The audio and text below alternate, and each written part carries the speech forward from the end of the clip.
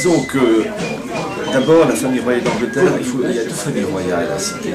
La famille royale d'Angleterre et la famille royale des Pays-Bas. Ce sont deux familles très liées par l'histoire et par des liens familiaux. Très liés, ils sont très riches. Quand on a l'argent, on a le pouvoir. Bon. Je rappelle que le premier patron de Bilderberg, c'était le prince Bernhard, qui était, enfin qui est mort maintenant, mais qui était qui est le grand-père du roi des Pays-Bas actuel. Je ne sais plus comment il s'appelle, Alexander, enfin peu importe.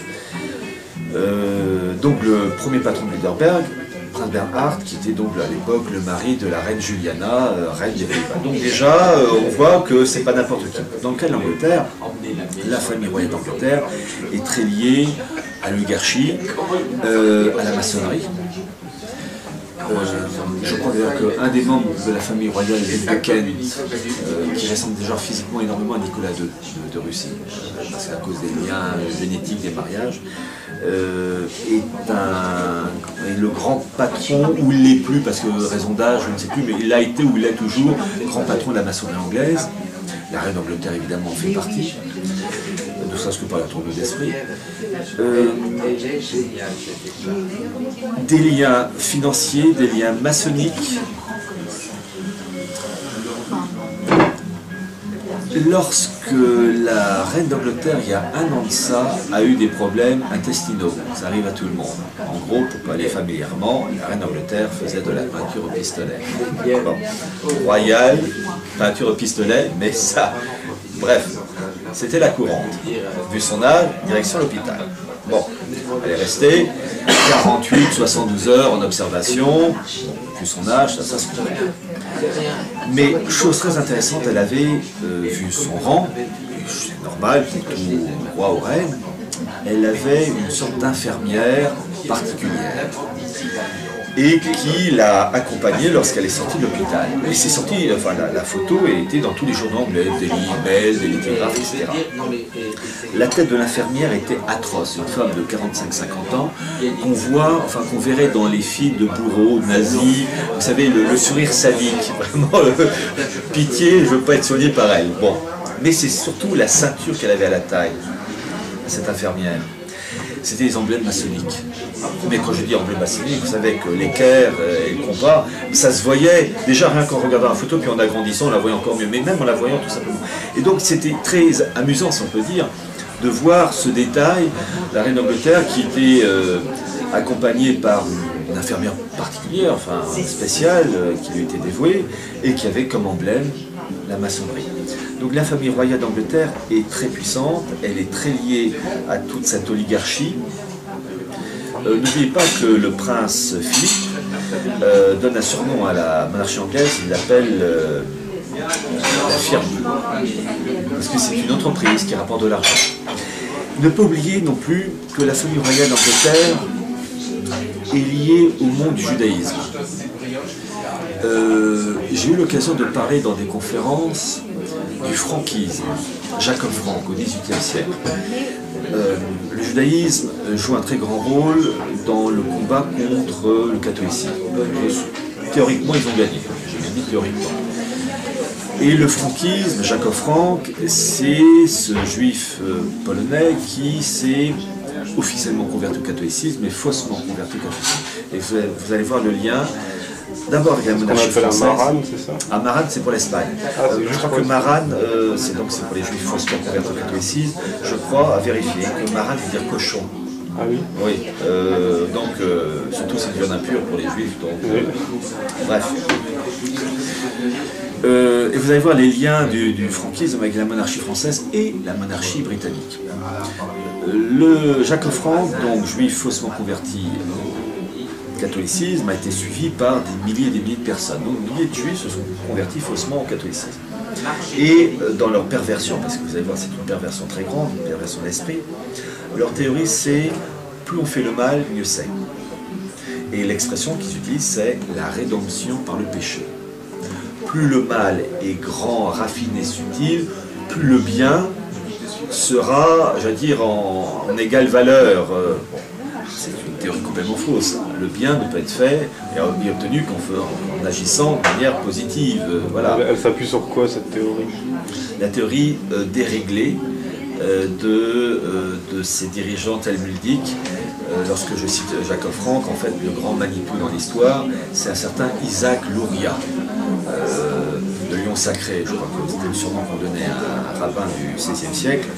Et pour ceux qui sont croyants catholiques, il y a un mot qui conviendrait pour ces gens-là, possédés par des démons. D'ailleurs, je rappelle que les quelques rabbins qui se sont convertis sincèrement au catholicisme, et donc qui n'étaient plus juifs, et je pense au rabbin Drac, le rabbin Drac qui s'est converti au catholicisme à la première moitié du XIXe siècle, et qui est devenu un catholique exemplaire, irréprochable, un homme d'une très grande valeur intellectuelle. Il ne faut jamais oublier qu'il était exorcisé. Car ces gens-là sont marqués par une présence satanique. Donc l'Église dit toujours « fort bien, mais exorcisé ». Ah oui, c'est le nettoyage à coup de javel. Hein. Là, je crois qu'il a même été exorcisé 2 fois. Hein. Bon. Par sécurité. Voilà, mais convertis catholiques de première main, de grande qualité, comme les frères Lehmann, comme Ratisbonne, vraiment remarquables et des modèles. Bon. Dans le cas de Jacob Frank, dans leur théorie perverse, c'est la rédemption par le péché. Bon. Et tous ces gens-là ont eu des parrains lorsqu'ils se sont convertis et baptisés dans des églises, etc., cathédrales. Et le parrain de Jacob Frank, on est dans les années 1760, 1708, je crois que c'est 61, 62 dans ces eaux-là, c'est pas n'importe qui, c'était le roi de Pologne, Auguste III. Et donc, malheureusement, Auguste III et les gens qui étaient autour de lui n'ont pas compris la duplicité du mouvement franquiste. Et ces gens faussement convertis au catholicisme ont été très souvent anoblis et ont eu de l'argent. Donc ils ont occupé des postes clés. Ils ont donc pourri la société polonaise et la cour de Pologne. Je dis ça parce que parmi tous ces gens qui se sont faussement convertis au catholicisme et qui ont été anoblis, vous avez une famille qui s'appelle la famille Brzezinski. Et le descendant, Zbigniew Brzezinski, est un membre de la noblesse catholique polonaise à l'origine. Hein. Et il descend de ces pseudo-convertis franquistes. Donc ça permet de comprendre aussi la duplicité de ces gens-là qui sont apparemment catholiques, mais en fait qui ont une politique mondialiste et au service de la synagogue, parce que c'est ça le fond de l'histoire. Jacob Frank s'est faussement converti, il a eu comme parrain Auguste III de Pologne, mais Auguste III de Pologne c'était qui? Outre le fait qu'il était le roi de Pologne, c'était le grand-père de Louis XVI et de Louis XVIII, de Charles X, puisque sa fille, Marie-Joseph de Saxe, a épousé l'héritier du trône, le fils de Louis XV. Et la femme est très importante parce que c'est la femme qui transmet l'âme du foyer, les qualités, des défauts. Et on ne transmet pas uniquement son ADN, on transmet son origine sociale et ses idées. Alors quand vous pensez de manière tordue, vous transmettez à vos enfants vos manières tordues, vos vices, au même titre que si vous avez des qualités morales, de droiture innée, vous transmettez aussi ces qualités. L'enfant, le bébé, est imprégné d'une atmosphère. Quand elle est bonne, c'est merveilleux. Quand elle est mauvaise, encore une fois, c'est pareil, mais imprégné. Donc vraiment des conséquences énormes, et on comprend beaucoup mieux le comportement de Louis XVI qui a eu des comportements illogiques en tant que roi catholique. Et c'est pas pour rien que par exemple Louis XVI a payé sur sa cassette personnelle les réparations de la synagogue de Metz. Une chose qu'il n'aurait jamais dû faire en tant que roi de France et lieutenant du Christ, puisque la synagogue est l'ennemi du catholicisme. Donc il y a des choses illogiques, même si à la fin Louis XVI s'est récupéré de manière admirable, là c'est une faute. Bon. Ces franquistes qui ont été essentiellement la noblesse polonaise, il y a eu quelques-uns parmi la noblesse allemande et quelques-uns parmi la noblesse de Bohême et de Moravie. Et vous allez voir les liens en particulier avec l'Angleterre, et je vais arriver à la monarchie britannique, mais il faut parler des intermédiaires. C'est que vous avez eu parmi ceux qui se sont convertis faussement, la famille, je crois qu'elle s'appelait Cowton, dont une des femmes de la noblesse a été dame d'honneur de la tsarine, voilà, au début du XIXe siècle. Et elle s'est mariée avec un autre franquiste qui s'appelait Battenberg. Les Battenberg, qui étaient aussi donc des franquistes faussement convertis au catholicisme. Et ces Battenberg, au XIXe siècle, ont émigré et se sont installés en Angleterre. Ils ont changé leur nom. Batten n'a pas changé, B-A-T-E-N, mais Berg en allemand a été traduit en anglais par Mount, M-O-U-N-T. Ils sont devenus les Mountbatten. Vous voyez tout de suite les liens avec la famille royale d'Angleterre. Et donc on voit que la famille d'Angleterre, génétiquement, descend en partie, entre autres, de cette branche franquiste, avec toutes les idées frelatées qui vont avec. Donc on comprend beaucoup mieux la marche du mondialisme. Vous savez, pour faire le mal, il ne faut pas le faire toujours à l'état pur, il faut le diluer avec du bien. Donc il y a des côtés positifs, plaisant à la monarchie anglaise, qui en impose par apparemment une certaine rigueur, tout le tralala qui va avec, puis en même temps le poison qui est diffusé, et qui se diffuse et qui empoisonne vraiment le... Voilà. Donc il faut connaître l'influence du franquisme dans la monarchie britannique. Et puis je rajoute un autre élément, et là je vais donner les deux sources. Il est dit que l'épouse de l'héritier du trône, le prince William, Kate Middleton, descend par sa mère d'une famille juive. Et dans la religion juive, on est juif par la mère.